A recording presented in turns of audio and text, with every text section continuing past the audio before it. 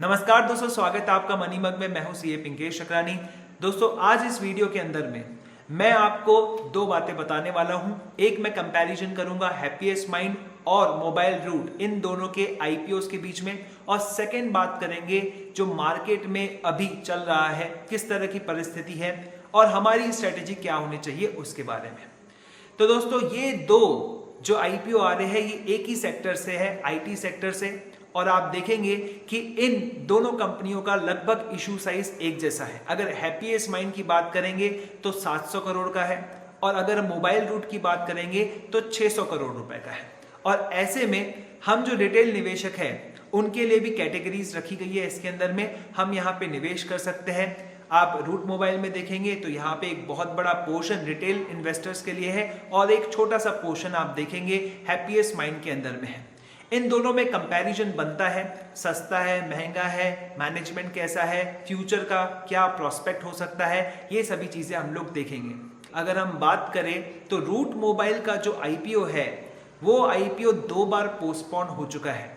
Market conditions अच्छी नहीं होने की वजह से उसके मैनेजमेंट ने सोचा कि क्यों ना इस पर्टिकुलर आईपीओ को पोस्टपोन किया जाए। तो ये 2 बार आईपीओ पोस्टपोन होने के बाद में आ रहा है, जबकि हैप्पीएस्ट माइंड की बात करें तो ये पहली बार ही आ रहा है, इन्होंने इसको पोस्टपोन नहीं किया है। सेकेंड चीज मैं बात करता हूं दोस्तों बिजनेस कॉन्सेप्ट की, तो आप देखेंगे डिजिटल सर्विसेज प्रोवाइड करना, ऐप डेवलप करना, कंपनी को डिजिटल प्लेटफॉर्म के अंदर में आगे ग्रो करवाना, ये सब काम होता है हैप्पीएस्ट माइंड का। और हम जब बात करते हैं रूट मोबाइल की, तो रूट मोबाइल का बेसिक काम अभी तक जो दिख रहा है वो तो यही है कि भैया ये आप उसके क्लाइंट्स को कस्टमर्स तक जो है पहुंचाती है, उनके बीच में कनेक्शन बिठाती, ऑथेंटिकेशन और इस तरह से ओटीपी मैसेजिंग और मेल्स वगैरह करती है, उसके लिए एक कम्युनिकेशन प्लेटफॉर्म ऐसे सर्विस प्रोवाइड करती है।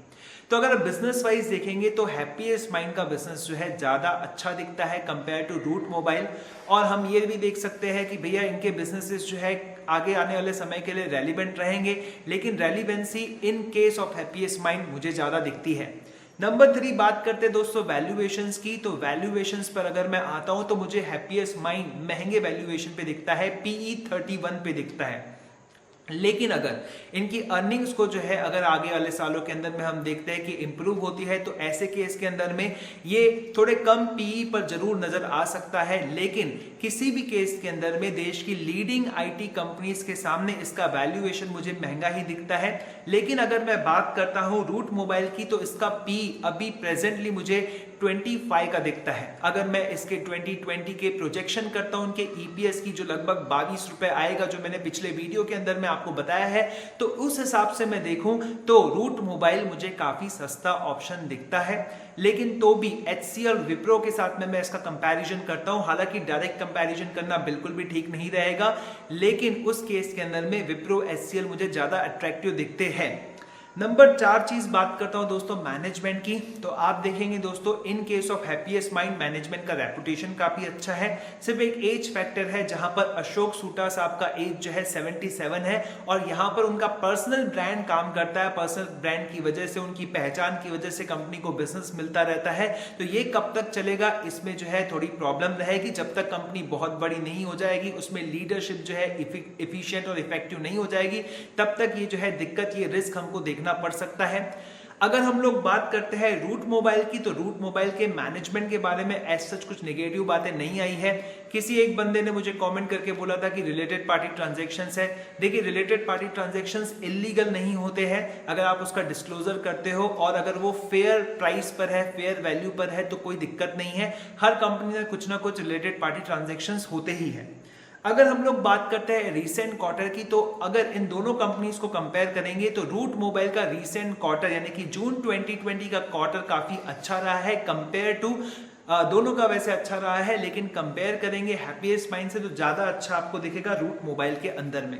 तो इस तरह से अगर आप सिर्फ वैल्यूएशन को लेकर बैठते हैं तो आप देखेंगे कि रूट मोबाइल आपको काफी अच्छा सस्ता मिलता है। अगर हम लोग देखते हैं हैप्पीएस्ट माइंड को तो ये वैल्यूएशन वाइज महंगा मिलता है, लेकिन बिजनेस को हम लोग देखेंगे तो बिजनेस हैप्पीएस्ट माइंड का ज्यादा अच्छा दिखता है और रूट मोबाइल का थोड़ा कम अच्छा दिखता है। अब आपको जो है बिजनेस लेना है या फिर वैल्यूएशन लेना है वो आपको डिसाइड करना है। मैंने जहां तक कहा था दोनों वीडियोस के अंदर में कि मैं ज्यादा से ज्यादा एक लॉट के लिए अप्लाई करूंगा मेरे फैमिली मेंबर्स और मेरे अकाउंट से मिलाकर, ज्यादा मैं इसके अंदर में पैसा पुट नहीं करना चाहता हूं। HNI कैटेगरी के अंदर में तो मैं बिल्कुल भी नहीं जाऊंगा, बिकॉज यहाँ पे मार्केट कंडीशंस थोड़ी जो है डिटोरेट होती हुई दिख रही है। आज हम लोग बात करें तो डाउ जोन्स लगभग 0.25% तक गिर गया है, लेकिन उससे भी बड़ी बात दो शेयर्स एप्पल और माइक्रोसॉफ्ट, जहां तक अब मैं देख रहा हूं एप्पल का शेयर लगभग 5% डाउन हो चुका है और माइक्रोसॉफ्ट का लगभग 4% डाउन हो चुका है। अगर हम इसके डाउन का टोटल मार्केट कैपिटलाइजेशन देखते हैं तो लगभग पूरी रिलायंस के जितना ये दिखता है। तो यानी कि वहां पर थोड़ी वोलेटिलिटी है और इसका पूरा असर निफ्टी 50 पर पड़ेगा, हमारे पूरे मार्केट्स पे पड़ेगा। और इसकी वजह से हो सकता है कि जब ये IPO के शेयर्स लिस्ट हो उस समय मार्केट शायद इतना अच्छा नहीं रहे। अब उनका क्या, जो बेसिकली लिस्टिंग गेन्स के लिए इसमें पहले से ही अप्लाई कर चुके हैं, अगर इसमें लिस्टिंग गेन नहीं मिला, इस पे डिस्काउंट पर शेयर लिस्ट हुआ, क्योंकि हो सकता है कल यानी कि 9 सितंबर को मार्केट के अंदर में ये पूरे संकेत आ जाए कि आगे कुछ समय के लिए मार्केट वोलेटाइल रहने वाला है। और क्योंकि आप देखेंगे नवंबर में प्रेसिडेंशियल इलेक्शंस है, तो ऐसे केस में प्रेसिडेंट ट्रंप पूरी कोशिश करेंगे कि मार्केट ऊंचाइयों पर दिखे। जहां पर हम लोग निफ्टी की बात करें तो ये निफ्टी 11,000 पार करके ऐसा लग रहा था कि ऑल टाइम हाई पर पहुंच जाएगा, लेकिन अभी काफी सारे एनालिस्ट लोगों का कहना है कि 11,000 के नीचे ये पहुंच सकता है और 10,500 का लेवल भी हमको देखने को मिल सकता है। लेकिन ये लेवल देखने को मिले ना मिले, वोलेटिलिटी हमको देखने को जरूर मिलेगी। और कई सारे लोगों का ऐसा भी कहना है कि हो सकता है कि अभी पैसा मिड कैप और स्मॉल कैप शेयर्स के अंदर में जाए। अब यहां पर हो सकता है कि आप लोगों ने निवेश कर दिया है और हो सकता है कि डिस्काउंट पे चीजें खुले। तो मैं एक बात आपके साथ में बहुत ही क्लियर कर देना चाहता हूं कि इनका बिजनेस रेलिवेंट है आने वाले कुछ समय के लिए। एक कंपनी जो मैंने आपको बताई हैप्पीएस्ट माइंड, वहां पे वैल्यूएशन का इशू जरूर है। रूट मोबाइल में वैल्यूएशन का इशू मुझे नहीं दिखता है, लेकिन मेरे को ऐसा लगता है कि जहां इनका इशू प्राइस है उसके हिसाब से ये शेयर्स जो है इसके नीचे अगर खुलते भी है तो ये रिकवर कर जाएंगे। ऐसा ही एक एग्जांपल मैं देखता हूं प्रिंस पाइप के केस में। प्रिंस पाइप का जब IPO आया था तो मार्केट कंडीशंस थोड़ी ठीक नहीं थी, एंड उसके बाद में देखे कि जब ये IPO आया तो पहले दिन ये 6.4% डिस्काउंट पे खुला, एंड उसके बाद में कोविड का सिचुएशन आया और आप देखेंगे कोविड के सिचुएशन के बाद में ये 73 पर पहुंच गया, जहां 170 का ये शेयर हुआ करता था और 73 रुपीज पर ये पहुंच गया। लेकिन उसके बाद में मार्केट के अंदर में एक बड़ी रैली आई। रैली के अंदर में जो एग्रीकल्चर रिलेटेड स्टॉक्स है जिनका बिजनेस एग्रीकल्चर पे डिपेंड करता है, पाइप्स वगैरह का बिजनेस आप देखेंगे एग्रीकल्चर पे डिपेंड करता है, तो वहां पर यहां पर एक बहुत बड़ा जो है उछाल आया। ये शेयर 200 के ऊपर पहुंच गया, 227 को इसने टच किया। और यहाँ पर जो है मैंने जब वो वीडियो बनाया था तब मैंने यहाँ पे रिकमेंडेशन दिया था, एक प्रकार से मेरा एक ओपिनियन बना था उसके अंदर में कि इस शेयर में सब्सक्राइब करना चाहिए। लेकिन कहीं ना कहीं मैं बैक स्टेप पर आ गया क्योंकि यहाँ पर ये डिस्काउंट पर आया। लेकिन देखिए वहां पर उन्होंने अपने पूरे लोन को खत्म कर दिया था और लोन को खत्म करने के बाद में अब इंटरेस्ट कॉस्ट नहीं रहा। अगर वो बिजनेस करना चाहते हैं तो काफी अच्छी तरह से बिजनेस कर सकते थे और उसका पूरा बेनिफिट जो है यहाँ पर देखने को मिला। एटलीस्ट जो इन्वेस्टर्स ने इन्वेस्ट किया था प्रिंस पाइप के अंदर में, अब वो वहां से बेचकर निकल सकते हैं।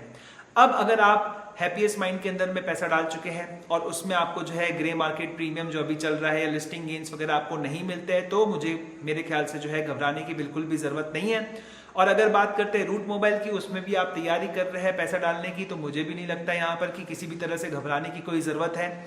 यहाँ पर आप बिल्कुल अप्लाई कर सकते हैं, या फिर जब ये लिस्ट होता है उस समय के सिचुएशन के हिसाब से क्या डिस्काउंट पे खुलता है, वहां पर जो है आप एक और बार निवेश कर सकते हैं। अगले 2-3 साल, 5 साल, 6 साल के लिए तो मुझे यहाँ पे कोई भी तकलीफ नहीं दिखती है। तो आई होप आपको ये वीडियो पसंद आया होगा। बस एक व्यू मैं शेयर करना चाहता था, एक इनसाइट आपके साथ में शेयर करना चाहता था।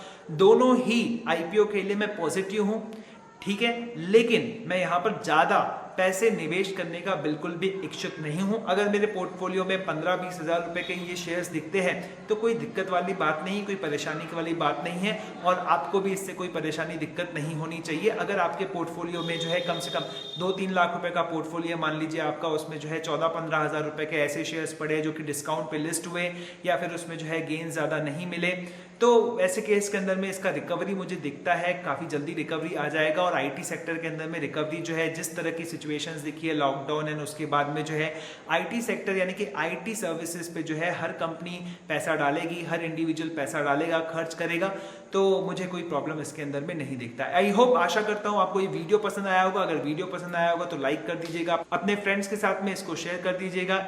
इसी तरह के और वीडियोस में लाता रहूंगा। तब तक के लिए नमस्कार।